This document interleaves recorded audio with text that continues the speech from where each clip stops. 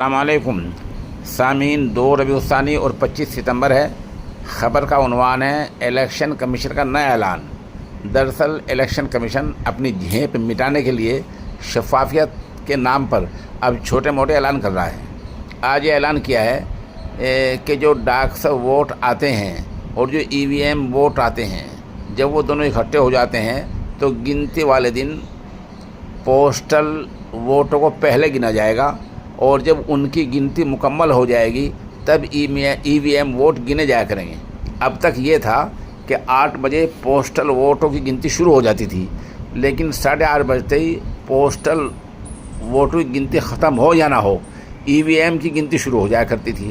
اب election commission نے نیا اعلان یہ کیا ہے کہ پہلے پوسٹل ووٹوں کی گنتی مکمل ہوگی، اس کے بعد ای وی ایم کی گنتی شروع ہوگی۔ حالانکہ اس اعلان سے کوئی فرق نہیں پڑنے والا ہے۔